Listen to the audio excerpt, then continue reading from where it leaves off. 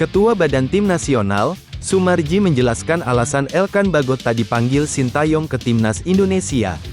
Sintayong memanggil 22 pemain ke Timnas Indonesia untuk menghadapi kualifikasi Piala Dunia 2026 zona Asia. Pada laga lanjutan grup F kualifikasi Piala Dunia 2026 tersebut, skuad Garuda menargetkan kemenangan. Pasalnya, satu kemenangan dari dua laga tersebut akan membuat Indonesia lolos ke putaran ketiga kualifikasi Piala Dunia 2026. Saat ini Timnas Indonesia berada di peringkat kedua klasemen sementara grup F dengan mengoleksi 7 poin dari 4 pertandingan. Marcelino Ferdinand dan kawan-kawan meraih 2 kemenangan atas Vietnam, 1 hasil seri menghadapi Filipina, dan kalah dari Irak.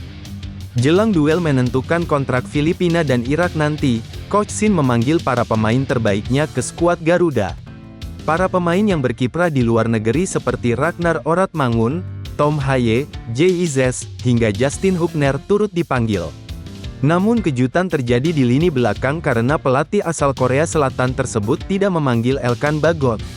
Padahal, Elkan Bagot merupakan salah satu pemain kesayangan pelatih yang hampir selalu dipanggil ketika ada agenda tim nasional. Selain itu, Elkan Bagot pun tampaknya tidak mengalami cedera karena masih sempat bermain di laga terakhir Bristol Rovers menghadapi Wigan pada tanggal 27 April tahun 2024, dan ia bermain sebagai starter dan bermain selama 90 menit. Banyak desas-desus soal alasan Sintayong tidak memanggil pemain berusia 21 tahun tersebut. Salah satu yang paling kuat adalah Sintayong sakit hati karena Elkan Bagot tidak menjawab panggilan saat Timnas Indonesia U23 berlaga di playoff Olimpiade.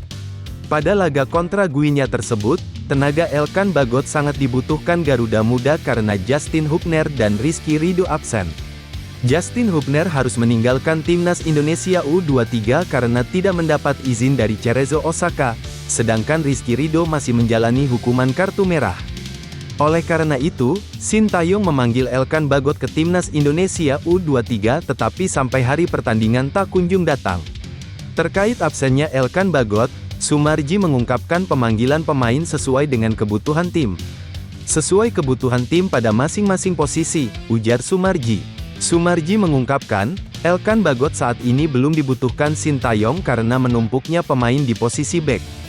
STY belum membutuhkan tenaganya Elkan dikarenakan posisi bek tengah sudah penuh, katanya.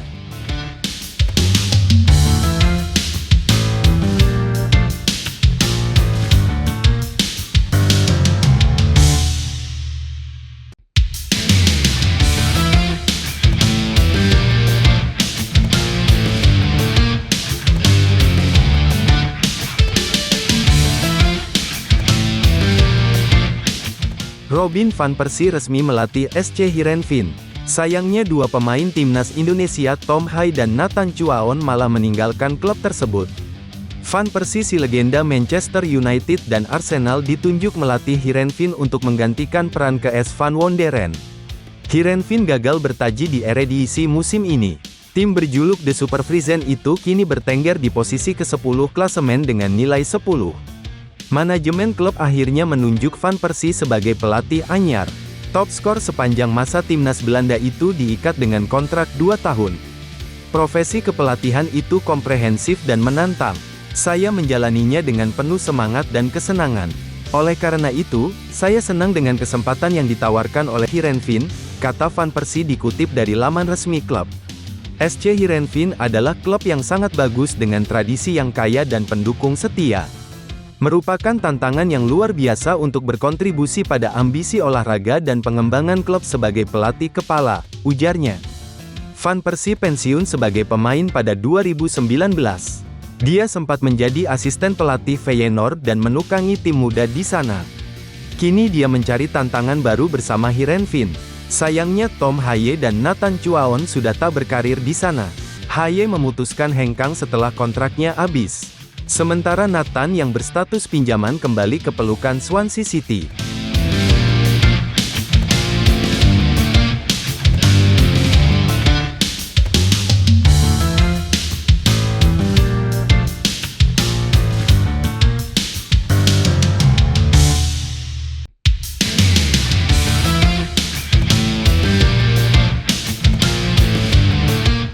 Perwakilan Como 1907 bicara peluang datangkan Jay Izzes dan Emil Audero di bursa transfer musim panas 2024. Ilariani tentu ingin memperkuat tim usai dipastikan promosi ke Liga Italia 2024-2025. Como 1907 meraih tiket promosi ke Serie A secara otomatis usai finish di posisi 2 klasemen akhir Serie B 2023-2024. Tim yang sahamnya dimiliki pengusaha asal Indonesia itu langsung membidik sejumlah nama di bursa transfer musim panas. Menariknya, Como dikait-kaitkan dengan Tom Haye. Mereka pernah membidik pemain timnas Indonesia itu ketika masih berada di Serie B.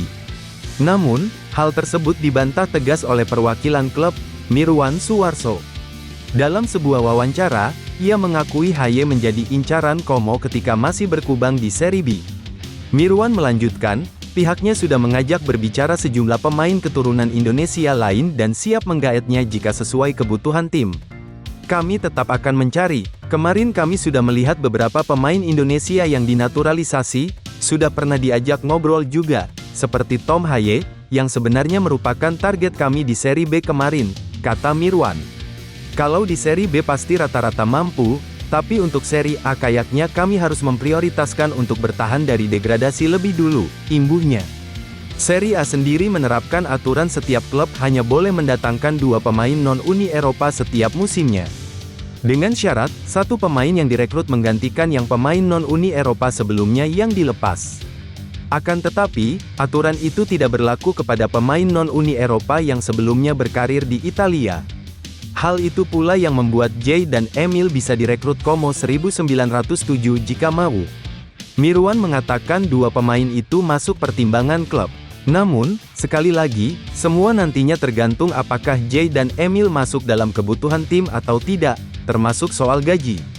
Karena ini tantangannya berat banget, nanti setelah itu baru kami lihat. Kalau nanti ternyata ada pemain seperti Jay Izzes ternyata cocok dengan data dan juga pelatih, ya mengapa tidak, ungkap Mirwan. Tapi itu kan tergantung negosiasi. Emil Audero juga selalu kami kontak, tapi dia kiper dengan gaji striker, susah juga bagi kami untuk mengakomodasinya, tandasnya.